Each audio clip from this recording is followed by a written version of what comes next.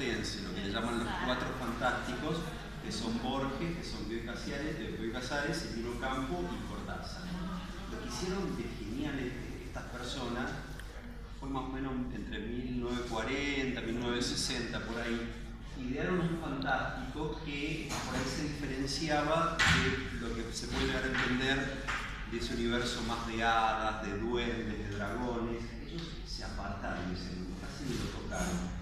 Y se fueron a un mundo en donde lo fantástico siempre está en un espacio que, bueno, un teórico Todorov que le llama de vacilación.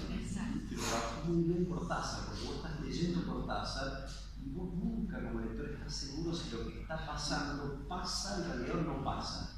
Bueno, ese fantástico es el que a mí me interesa. Yo trato de escribir cuando abordo el fantástico, cuentos en donde la realidad empieza a enrarecerse y uno nunca termina de creer o no, o vacila justamente, o duda de que eso raro que sucede pasó o no pasó.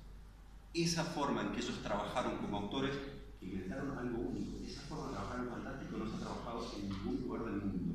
Fue algo único desarrollado en el Río de la Plata con estos cuatro autores principalmente. Totalmente.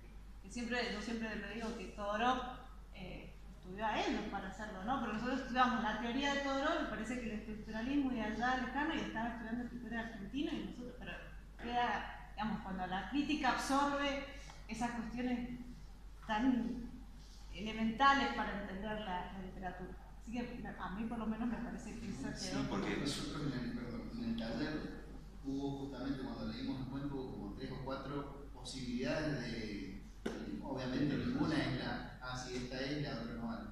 Porque justamente necesitaba esa vacilación y, bueno, voy a decir, puede ser esto. Lo vas a terminar contando vos al final.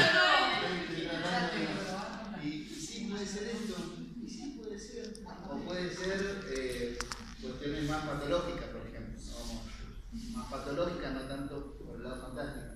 Y puede ser, entonces, como que hubo 3 o 4 conclusiones diferentes que arribamos a diferentes personas y que todas podrían llegar a ser. Exacto. Que justamente es lo que te genera el fantástico. Sí, porque ese tipo de lectura te habilita hipótesis de interpretación que puede ser más y ninguna cierta. Incluso los autores,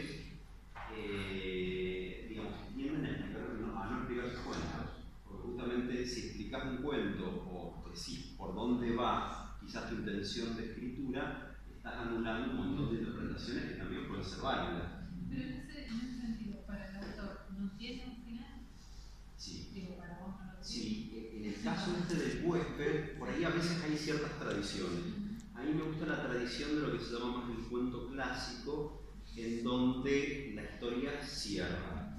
Puede ser un cierre que sea más ambiguo, pero siempre cierra. Hay otros autores, que es otra tradición, en donde los finales son más abiertos, con lo cual ahí, digamos, un universo, un abanico incluso más amplio.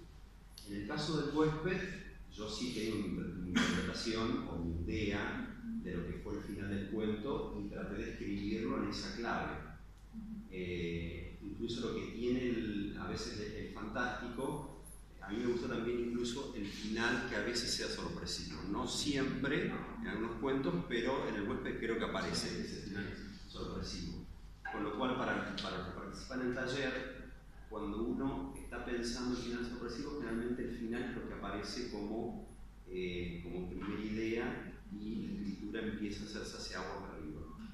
Esa escritura desde el final hasta aguas arriba, desde el principio, exige cierta dosificación de datos claves que en una primera lectura son datos que pueden parecer que no tienen relevancia, pero cuando aparece ¡tum!, el final sorpresivo, todo eso se resignifica. Es una estrategia de escritura. Eso para los que participan en el taller o para aquellos que empiezan a escribir cuentos, incluye una estrategia de escritura. Digamos, que desarrolla ese tipo de escritura. Hay otros que por ahí se les va hacia otro lado y quizás las estrategias no son tan determinantes al momento de dosificar datos. ¿Por qué? Porque un dato mal dosificado ya anticipa el final y esa sorpresa se pierde. Entonces, a mí eso en particular me incentiva mucho.